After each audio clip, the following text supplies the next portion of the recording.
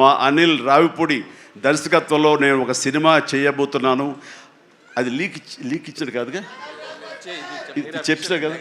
Okay, ఇది mega announcement అంట. Okay, ఫ్యూచర్లో అతి దగ్గర సమీపంలో ఈ సాహు లాంటి యంగ్ ప్రొడ్యూసర్, ఆయన నిర్మాతగా ఇప్పుడే పెద్ద బ్లాక్ బస్టర్ ఇచ్చి ఆనందంలో ఉండి ఇంకా సెలబ్రేషన్స్ కొనసాగుతున్నటువంటి మా అనిల్ రావిపూడి దర్శకత్వంలో నేను ఒక సినిమా చేయబోతున్నాను.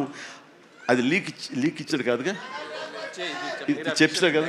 ఓకే, ఇది మెగా అనౌన్స్మెంట్ అంట. ఓకే, అని చేయబోతున్నాను. ఇది రిలీజ్ ఎప్పుడు ఏంటి అనేది నేను వేరే విధంగా మీకు లీక్ ఇస్తాను. బట్ సినిమా మాత్రం సమ్మర్లో ప్రారంభం అవబోతుంది. ఇది ఆద్యంతం చాలా చాలా కామెడీగా ఉంటుంది. చాలా సంవత్సరాల తర్వాత ఫుల్ ఫ్లెడ్జ్డ్ కామెడీ. అంటే నేను సెట్స్ ఎప్పుడు వెళ్తానా, ఎప్పుడు నటిస్తానా, ఎప్పుడు ఒక ఉత్సాహంతో చేయాలన్న ఇది నాకు ఉంది. అండ్ ఇంటికి వచ్చినప్పుడల్లా సీన్స్ చెప్తున్నప్పుడల్లా అతను పగలబడి నవ్వుతాడు, నేను ఇంకా కడుపు పట్టుకుని నేను నవ్వుతుంటాను. అంత బాగా ఉంది. అండ్ డెఫినెట్లీ మా కాంబినేషన్లో పూర్వకాలంలో చూడండి, మన పూర్వకాలం మరి కీసుపూర్వం కాదు, మరి పూర్వం అంటే ఈయన ఎప్పుడు వాడరు అనుకుంటారని భయం నాకు. అందుకని కోదండరామరెడ్డితోటి మా ఇద్దరికి కెమిస్ట్రీ ఎలా జెల్ అయ్యేదో, ఎలా ఉండేదో అదే రకమైనటువంటి ఇది ఫీలింగ్ నాకు అనిల్ రావిపూడితో ఉంది. కాబట్టి ఖచ్చితంగా ఆ కెమిస్ట్రీ అన్నది ఆ సినిమాకి, ఆ కథకి డెఫినెట్గా ఉపయోగపడుతుంది. అండ్ మీ ఇద్దరం ఆ విధంగా కథని ప్రేమించి చేస్తే అది ఖచ్చితంగా ప్రేక్షకుల ప్రేమకు నోచుకుంటుందని నాకు ప్రగాఢ విశ్వాసం.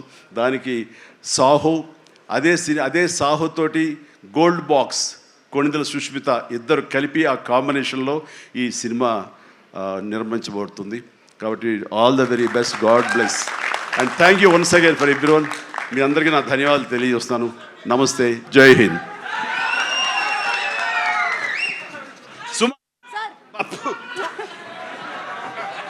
Hello, thank you so much. Thank you so much Chiranjeevi garu. మీ పెద్ద మనసుకి, అలాగే మీ నటనకి మాత్రమే కాదు, మీరు మాట్లాడినటువంటి ఇవాళ మాటలకి, మీ నడవడికి కూడా మేమందరం fans. You are an inspiration to all of us. నన్ను మీలో ఒకటిగా ఉంచండి, వేరే దూరం చేయొద్దు ప్లీజ్. అలాగే చిరంజీవి గారు, మాలో ఒకరే మీరు. అలాగే.